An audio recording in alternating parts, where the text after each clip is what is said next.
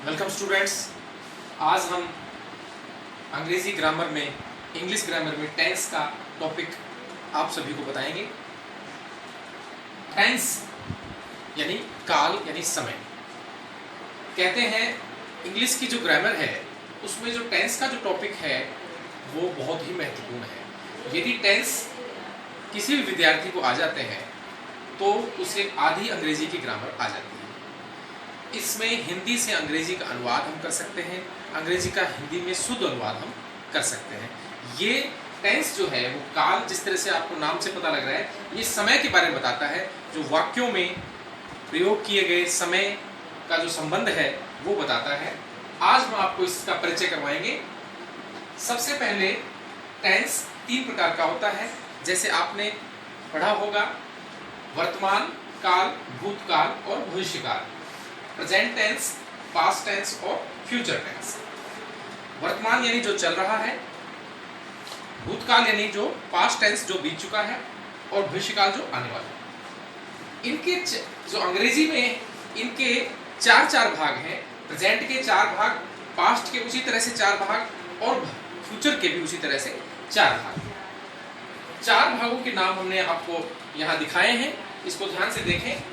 Present में सबसे पहले इंडेफिनेट, या इसका दूसरा नाम सिंपल भी है। Present indefinite, present continuous, present perfect, present perfect continuous. इसी तरह से पास्ट का past indefinite, past continuous, past perfect और पास्ट परफेक्ट कंटिन्यूअस। इसी तरह से फ्यूचर में भी 4 भाग हैं इसके।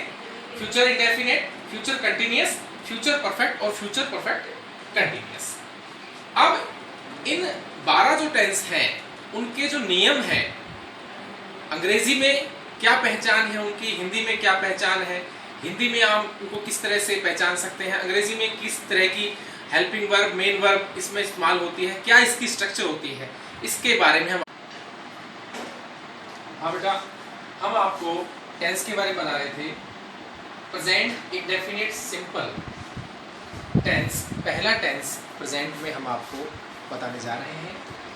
इसका नाम प्रेजेंट इंडेफिनिट या प्रेजेंट सिंपल भी कहते हैं इसको। सबसे पहले हम आपको बताएंगे इसकी हिंदी में पहचान, क्योंकि हम सभी की मातृभाषा हिंदी है। हम हिंदी में सभी वाक्यों को जानते हैं, समझते हैं, अपने कहे गए सुने गए वाक्यों को, लिखे हुए वाक्यों को। हिंदी में पहचान जो होती है वो वाक्यों के अंत में ता है, ती है, ते है आदि आते हैं। जैसे राम एक पत्र लिखता है, सीता खाना खाती है, गीता कपड़े धोती है, राम गाना गाता है, शाम सुबह जाता है बाजार, बस से जाता है, आता है, खाता है, पीता है, इस तरह की चीज़ें इसमें आती हैं। अब हम अंग्रेजी में पहचान इसकी करते हैं कि अंग्रेजी में कहीं सेंटेंस अगर इस टेंस का लिखा हुआ है तो हम इसे कैसे पहचानेंगे, इसका अनुवाद किस तरह से शुद्ध रूप से करेंगे। इसमें 2 चीज़ें हम आपको बताना चाहेंगे कि एक तो हेल्पिंग वर्ब और एक मेन वर्ब। अंग्रेजी में जो पहचान होती है वो 2 तरह से होती है, हेल्पिंग वर्ब से और मेन वर्ब से। हेल्पिंग वर्ब इसमें डू डज आती है और मेन वर्ब इसमें वी फर्स्ट आती है। परंतु दोनों ही चीज़ों में 2 नियम इस टेंस में विशेष हैं जो आपको ध्यान रखने हैं, बहुत ध्यान रखने हैं। सबसे पहले हेल्पिंग वर्ब जो है इसकी डू डज है, जो कि स्वीकारात्मक वाक्यों में नहीं आती। स्वीकारात्मक वाक्यों में ये हेल्पिंग वर्ब नहीं आती है। मैं आपको रिपीट कर रहा हूँ दोबारा से कि जो स्वीकारात्मक वाक्य हैं, जैसे राम एक पत्र लिखता है, जाता है, खाता है, पीता है, जिसमें कोई चीज़ स्वीकार की जाती है, जो सकारात्मक होता है, नेगेटिव नहीं होता है, उसमें हेल्पिंग वर्ब नहीं आएगी। उसके बाद मेन वर्ब को बताएंगे हम। मेन वर्ब वी फर्स्ट आती है। इसमें एक नियम विशेष ध्यान रखने का है कि वी फर्स्ट में एस या ईएस लगता है। ये एस या ईएस कहां लगता है? जब कर्ता ही, शी, इट, नेम। आप इधर देखें, ही, शी, इट, नेम, 4 कर्ता होंगे तो वर्ब की फर्स्ट फॉर्म में एस या ईएस लग जाएगा।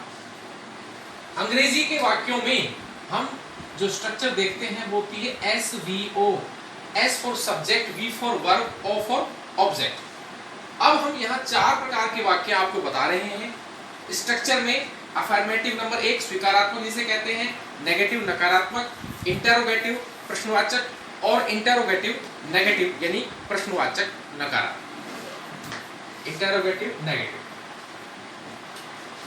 सबसे पहले अफर्मेटिव में सब्जेक्ट प्लस वी फर्स्ट या वी फर्स्ट प्लस एस या एस, ऑब्जेक्ट प्लस ऑब्जेक्ट। इसमें मैंने बताया डू डज, इसमें हेल्पिंग वर्ब है, इसमें नहीं आई है, देखो कोई हेल्पिंग वर्ब नहीं है इसमें। नेगेटिव में सब्जेक्ट प्लस डू डज आ जाएगा, फिर नॉट आ जाएगा क्योंकि नेगेटिव है, फिर V first plus object. Interrogative में डू डज पहले आ जाएगा, पहले वाक्य के शुरू में ही डू डज पहले आएगा, इनकी पहला अक्षर भी बड़ा हम करेंगे, subject plus V first plus object. Do does interrogative negative में plus subject plus not plus V first plus object. इस तरह से इन चारों प्रकार के वाक्यों की जो स्ट्रक्चर है वो हमने आपको बताई है। अब इसके बाद हम इसके उदाहरण आपको बताएं। अब मैं आपको प्रेजेंट इंडेफिनिट या सिंपल टेंस के चारों प्रकार के जो वाक्य हैं, affirmative sentence, negative sentence, interrogative sentence और इंटरोगेटिव नेगेटिव सेंटेंस, इनके एग्जाम्पल बताऊंगा। और एग्जाम्पल हम एक ही रखेंगे जिससे आपको सभी को इस टेंस को समझने में आसानी हो कि एक ही प्रकार का हम वाक्य रखेंगे, सेंटेंस रखेंगे, उससे आप इसमें अंतर देख सकते हैं कि वही सब्जेक्ट, वही वर्ब, वही ऑब्जेक्ट हम लेते हैं तो क्या अंतर होता है, उससे आपको इस टेंस को याद करने में आसानी है।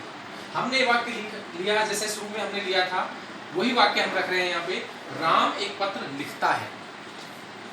इसका स्ट्रक्चर आपने देखा था कि subject plus verb plus object था। वर्ब में हम अगर ही, शी, इट, नेम, कर्ता इन चारों में से होता है तो ऐसे ऐसे लगाते हैं, क्योंकि राम एक नाम है, कर्ता, सब्जेक्ट नेम है, तो यहाँ पर एस लगाया हमने। इसका बना Ram writes a letter. Ram यहाँ सब्जेक्ट है, राइट यहाँ वर्ब है और ए लेटर यहाँ ऑब्जेक्ट है। इसको नेगेटिव सेंटेंस में हम पढ़ाते हैं राम एक पत्र नहीं लिखता है।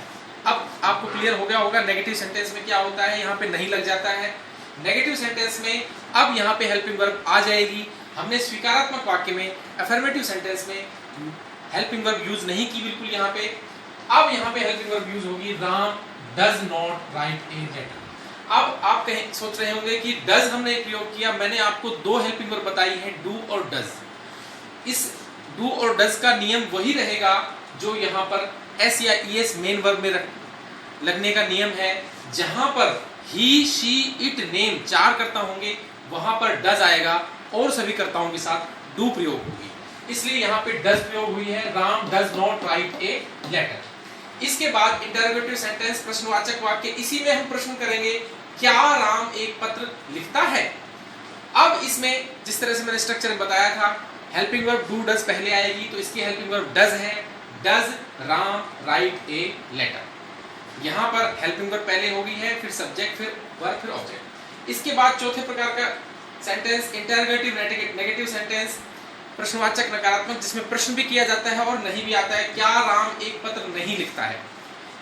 इसकी अंग्रेजी बनेगी does Ram not write a letter. Structure में जैसा बताया था, डज पहले आएगा, सब्जेक्ट आएगा, उसके बाद नॉट आएगा, उसके बाद वर्ब और ऑब्जेक्ट आएगा। इन सभी की वाक्यों से आप समझ पाए होंगे कि एक प्रकार के ही वाक्य से हम बहुत आसानी से इसको समझ सकते हैं। आगे मैं उदाहरण में आपको कई प्रकार के वाक्यों के अभ्यास के बारे में बताऊंगा।